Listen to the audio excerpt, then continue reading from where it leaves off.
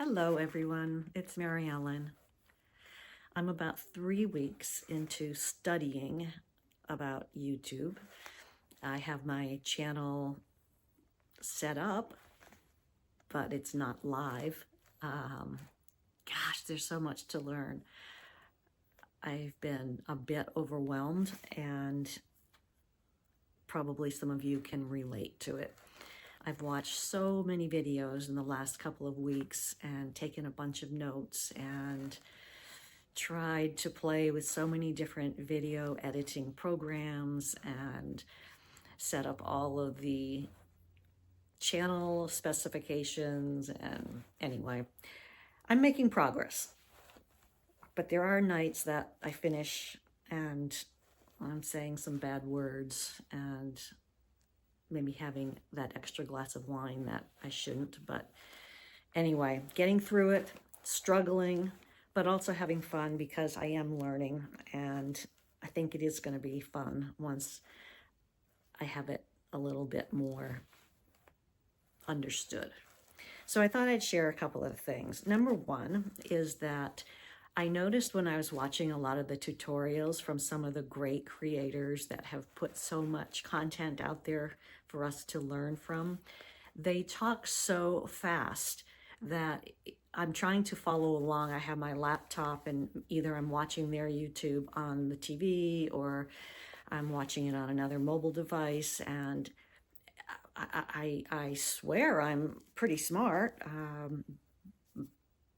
but man, some of them talk so fast. I'm clicking here and clicking there. So I didn't know that I could easily just go to anyone's video while I'm watching it and click on the little settings circle and turn the speed down.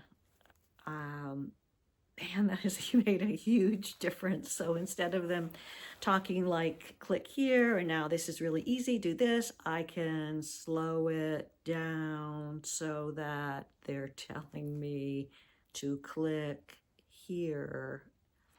Anyway, I didn't know that could be done, but it's really helpful. You can do it either watching a video on your mobile phone or on TV. Just go look for that little round settings icon and look for speed, and you can adjust it and turn it down or speed it up if they're talking too slow for you. Another thing that I learned that affects me, because I do wear glasses and lots of times have them on, is that a ring light is not a good source of lighting for anyone that wears glasses, because it will cause more of a glare. That instead of having a ring light, it's better to have some kind of a light source that's higher than your camera, above your camera, and then looking down at you. And then you won't get that glare. And I've experienced that. I was trying to, before I knew that, I had a ring light and I was trying to adjust my head as I was videotaping and trying to get those glares to go away. But anyway, that seemed to help a lot, is just to get a different light, put it above the camera, and then have it pointing down to reduce the glare. One of the other things that I thought was really helpful in setting up my YouTube channel, I wasn't aware that I could go in and set a lot of defaults so that whenever I upload a new video, I already will have a lot of the same content that's important to me, as far as the setting on the description, or a setting about myself, or that I choose not to have any of the locations that I'm filming in show. A lot of those things I went through a tutorial that someone had on setting up your YouTube channel, and that helped me so much to learn a lot of the settings and how I could set them as a default. So maybe that'll help you. I also had already had a Google account, so I had a Google Gmail, but I wanted to set up and use a different Gmail for my YouTube channel. So easily enough, I found out how to go into Google and set up a second Gmail address from my main account. But then I had the hardest time trying to figure out how those emails would then show up on my phone so that I could read an email. So I kept testing, sending myself from another email account an email to my new YouTube Gmail email address, and I wasn't receiving them. And so after studying, I learned that you actually have to now go onto your phone and download the Google Mail app. So even though you have Google set up on your mobile phone, you have to add the Gmail email app. Made a huge difference. So got that taken care of. Another interesting tip that someone shared that made me laugh, but it is very smart, is that when you're shooting your videos, try to shoot more than one video on each day. So for instance, today, getting my little studio set up and getting myself somewhat presentable. After I shoot this topic, I will go and change outfits so that my viewers will think it's a different day. And my studio will already be set up, so I won't have to readjust lighting and things like that. And then I will go ahead and make another video. Who knows what topic that will be, but it just made a lot of sense. I don't know if any of you have ever done online dating. I know I'm changing topics a little bit, but that was a tip that one of my young friends had told me when I first got on some of the dating sites and I used to meet people for coffee. I wouldn't meet them for dinner for a first meeting, but she told me try to set up more than one coffee date for the same day so that you can just already be in the same outfit and have makeup and be in that state of mind. So I think the most I ever had was 2, but she sometimes would have 3, but I learned that. So I would go to one coffee shop meet somebody maybe at 11 in the morning, and then important key I learned was pick a different coffee shop, because you don't want to be like at the same coffee shop and then the staff is looking at you like you're a big fat loser on an online dating app, meeting strangers for coffee. Anyway, just thought I'd add that tip in. ChatGPT, I guess I've been living under a rock for 5 years because I was not aware that I could go on my computer, type in chatgpt.com, and then have a little virtual assistant, a little text box show up that I could then type in things like, what would be some good topics to cover in a YouTube video if I was feeling overwhelmed? Enter. And then all of a sudden, the ChatGPT sends me back all of this information.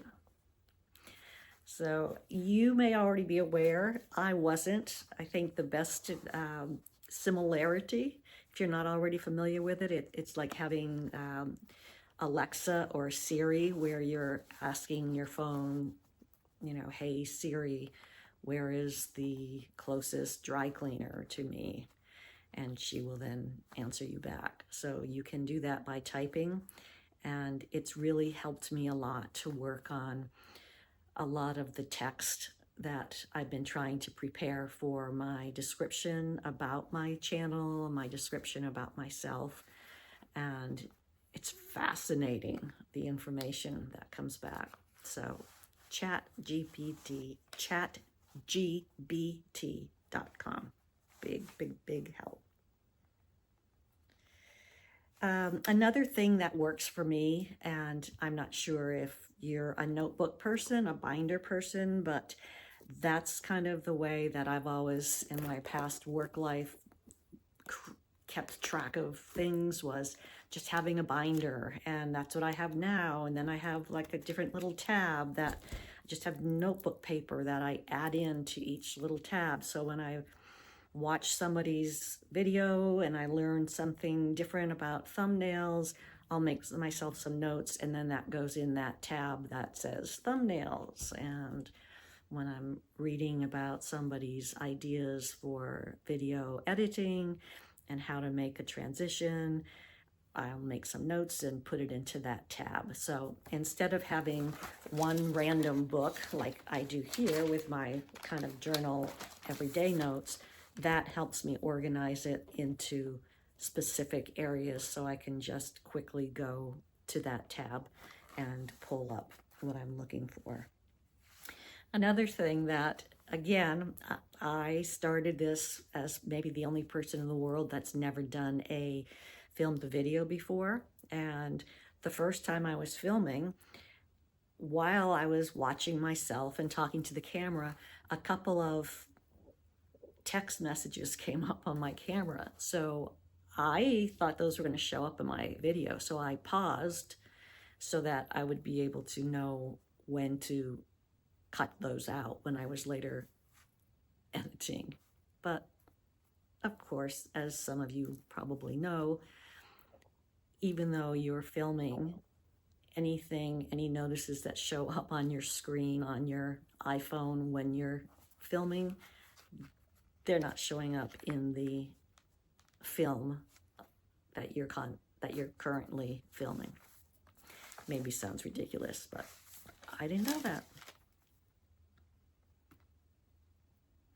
And also, I'll leave you with this last one that what I was struggling with in a lot of the video editing softwares, because again, I've never edited a video, not even on my iPhone. But I finally figured out how when you get to the different screen, whichever software company you're using, your A roll, which is your talking head or the main part of your video, goes down on the very lowest, which is the bottom line, the A roll.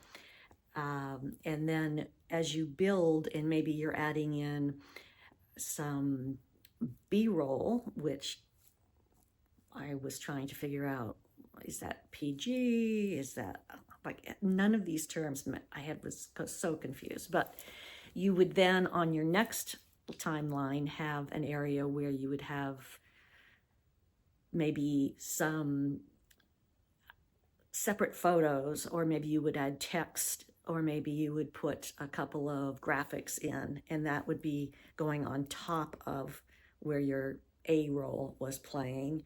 And of course, then you could have a third level on top of that, where you would maybe add some music that was only going to be heard at a certain part of your video. So I didn't learn all that. I didn't know all that about how there's one level of your main roll of what you're videoing, and then you have a second line above that one, and then you have a third one above that.